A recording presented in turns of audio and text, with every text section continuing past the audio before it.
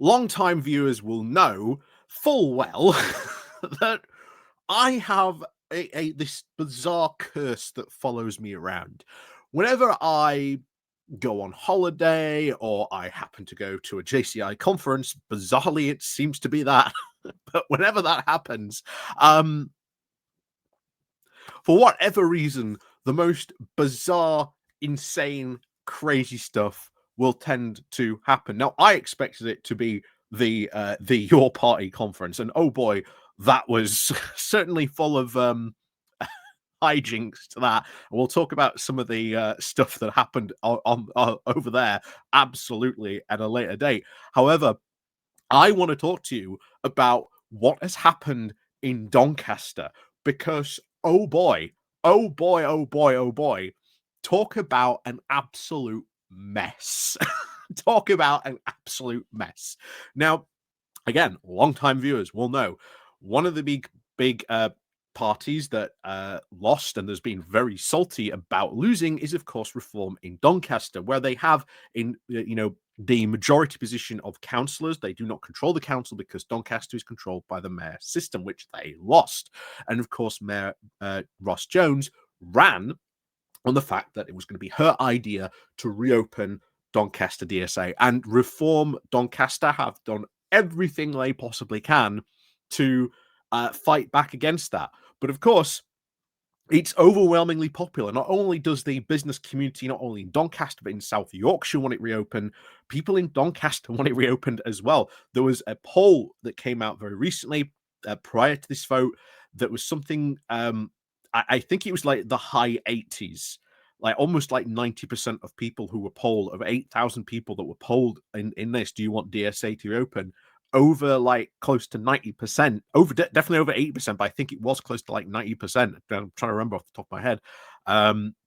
We're saying, yeah, we want it reopened, to a point where you had then the leader of Reform UK Doncaster then say, okay, fine, we'll agree. And they put out a joint statement that, of course, you may remember last time we talked about this, you had one of his key cabinet figures resign over this. And then, of course, we go into the vote. And the vote was 48 for to 9 against. You won't be surprised who those 9 were.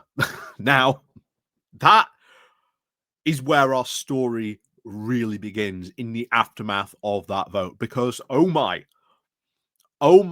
did this go very hard. At some point, we might actually have to watch this entire session because it is quite hilarious. But the aftermath of that session just went insane.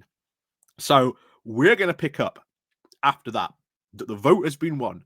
DSA is reopening. There's a lot of very unhappy Reform councillors. So what happened after the vote? Well, before we do get into that, and as I hold you in suspense as well, please, of course, do remember to click on the like, share, and subscribe button down below. There are, of course, the links down below to my Patreon page, the Buy Me Coffee link, where you can buy me coffee, the YouTube thank you button, and, of course, as always, there is the YouTube membership down below as well. The QR code up here will take you straight, of course, to the Patreon page as well. So let's not keep you in suspense any longer, and let's find out what happened. Well, the first thing to happen, because, oh yes, this is a saga in multiple parts. As you can see here, Reform UK Doncaster leader resigns after being defeated in council chamber by his own party. So, Reform UK leader Guy Aston has now stepped down as group leader on the Doncaster City Council, claiming that he has now received vitriolic texts and that now border on abuse from members of his own party. That is how upset they were with him, of releasing that joint statement and then voting with the Labour mayor to reopen DSA. As I've always said, these people do not want DSA to reopen, full stop. So, Councillor Aston's leadership of Doncaster Reform UK, and thusly his own position as the council's leader of the opposition, was called into question at a council meeting on Thursday when his own members rejected his attempts to remove Councillor Jackson Charity from his role as chair of the audit committee. You may remember this was the guy who previously had left over that joint announcement. He was a member of the audit committee. Kept on claiming, oh, there's been no transparency. They're not showing the full truth. This is the guy who has access to the full truth. He was part of the full audit committee. He knew the truth of this. But anyway, there you go. So Councillor Charity was, until recently, of course, a member of Owen Ashton's leadership team, but then, of course, stepped away to the backbenchers over the disagreement on the direction of the party.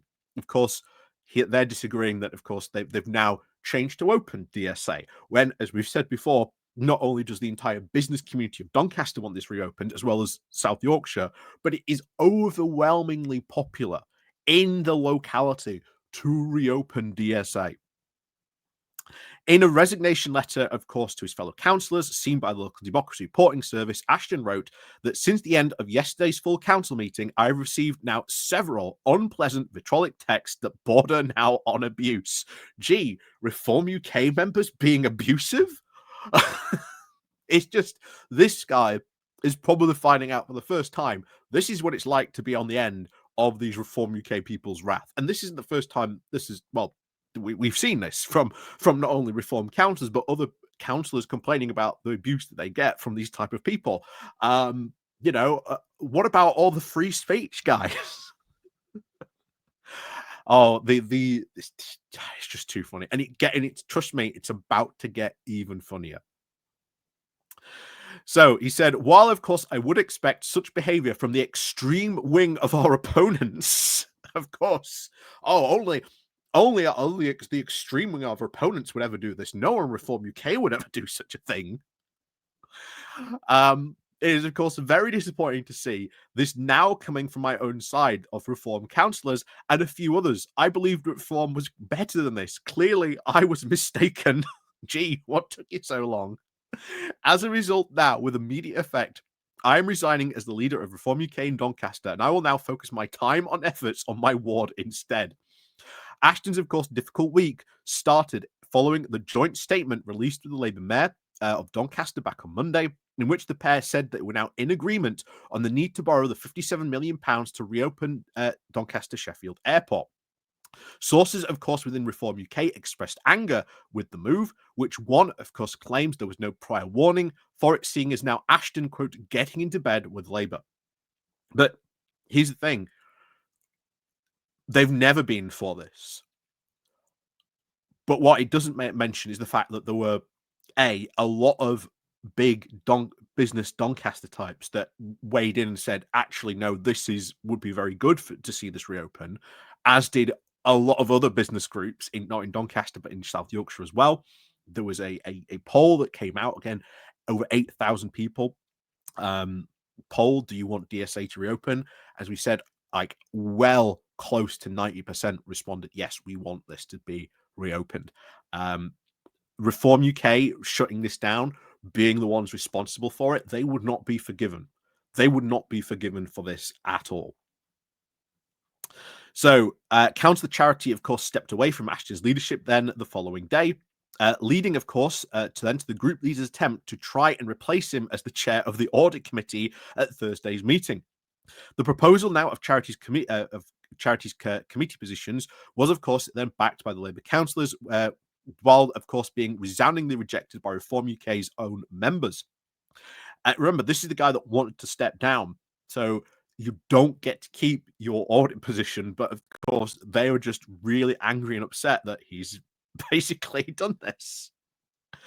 And the last, of course, most significant development, of course, since Reform UK entered Doncaster for the first time back in May, over 37 Reform councillors were, of course, elected at the elections back in May. With a month, this was then reduced to 36 after Councillor Mark Broadhurst, who was, of course, stripped from his party whip over social media posts he had previously made on his Facebook page. A few months later, Councillor Samuel Booth also resigned entirely as a councillor, prompting, of course, a by-election in the Bentley ward. Back in September, Councillor Dave Knight also lost the whip over the establishment of Fly Doncaster Auxiliary Services Limited, which you remember that very weird affair. prompting now a very series of conflict of interest positions due to his position on the Overview Scrutiny Management Committee, which, of course, was now scrutinised the council's plan to, of course, reopen DSA now with public funds. Councillor, of course, Rachel Reid also had to step down from that committee as well, and Councillor Ashton's deputy now due to her links with the establishment of the company, though, of course, she retained the party whip. A few weeks after that, Christopher Meltdown voluntarily resigned the party whip, preferring, of course, to sit as an independent councillor. Again, it's not going very well. Even when they're not in power, it's not going well for them. Councillor Ashton, of course, will continue as Reform UK councillor on the backbenches, as, of course, the party now begins for its search now for a new group leader. A new spokesperson for the National Reform UK headquarters said that this would be done, quote, as soon as possible. And if this guy wins, oh boy, is he going to be even more salty. You think you've seen some of the salt that we've covered from the fact that DSA is reopening? This guy's going to be even worse. This guy's going to be worse. But there's nothing they can do now. It's reopening. The vote's done. The authorization has passed. DSA at this point is now reopening. But trust me, they're going to do everything they can to trip this up, whatever you name it. They will try it. So they said that, of course, we thank Councillor Aston for all his hard work and stewardship of Reform UK on Doncaster City Council. The spokesman said the election now of a new group leader will, of course, take place as soon as possible, with the councillor Carl Hughes, of course, taking the position in the interim. Hughes, of course, the deputy leader of Reform UK on the Doncaster, who chose to succeed Councillor Rachel Reid, again, who stepped down following the conflict of interest surrounding, of course, the establishment of Fly Doncaster Auxiliary Services Limited. Hughes, of course, another former position, took over from Reid as chair following the scrutiny management position role. So that was where it left, but it didn't end there. It did not end there, readers. So bear in mind, just to catch you up, the vote has happened. Your leader now resigns because he's getting all this now abuse from these Reform UK councillors. He now steps down. But it continues because he was not the only person following this to then step down, because, oh boy, it's about to get even more hilarious, because this now happens. Doncaster Reform UK branch chairman now not only steps down, and, of course, councillor resigns now to sit as independent. So, prominent member of Reform UK Doncaster has now resigned as branch chairman alongside his local councillor, who now sit as an independent. Erwin Matthews confirmed to Local Democracy Supporting Service that he had now stepped down as the local branch chairman. Martin, who once ran for Parliament in Doncaster East, and, of course, the Isle of Axholme against Labour's Lee Pitcher, and, of course, Conservative Nick Fletcher, have all been has been, of course, the chairman now of Doncaster branch for Reform UK since its inception. So bear in mind, this is like a long-time reformer who's now stepping down over this. Again, it's all to do with this DSA, the fallout of this DSA vote. He, of course, resigned last night following the very chaotic meeting of City Doncaster Council, which saw Reform councillors now turn on their group leader, Cllr Guy Aston. Again, we are going to have to watch this, I think, at some point. It's just going to be, it's too funny not to watch, but we'll get to it.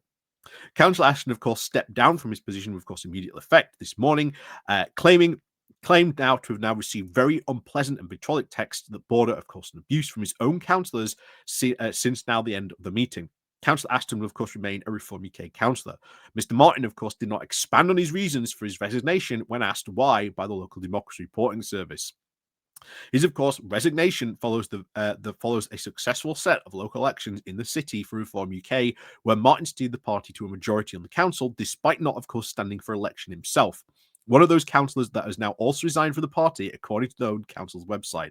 Councillor Nicola Brown was also elected to represent the Adwick and Crawford ward. She now will sit as an independent councillor. The LDRS has approached Brown for comment, but so far she's not commented. So this is insane that following that, you have had your leader resign, your original branch chairman also resign, and also another councillor has now gone independent. Why? All because of this DSA vote. because again, there is a very hardcore section on that still that still do not want DSA to reopen. God knows what reason why. It is overwhelmingly popular with not only the people in the local area, but also the business community in the local area. And yet they still decide they want to stand in the way of it. And you know what? It has caused the party to fall apart. It has caused the party to fall apart. If they were in leadership, could you imagine if they were in leadership and Oliver Coppard was like trying to get DSA to reopen? How honestly, I do not know how this would have gone down had they won the mayoral election. And remember, the mayor at the time was like very adamant DSA won't reopen. He was like, I will not reopen DSA. Where Ross Jones was like, no, we are going to reopen DSA. That is our number one aim and priority to do so. That is why she won the election over the Reform candidate. Will there be any more further twists and turns? Very, very likely. Very, very likely. As we often see from these things, there is like fallout from the fallout of the fallout. So probably expect some more hilarious stuff to come from Doncaster in the not too distant future. But oh boy, yeah, yet another Reform not only council falling to pieces, our entire group falling to pieces over infighting. And oh boy, don't worry, we'll at some point get to watching that session because it's fun. So as always, thank you very much for watching. Let me know what you think, of course, down below in the comments, especially, of course, you are from Doncaster. And of course, we'll see you all next time.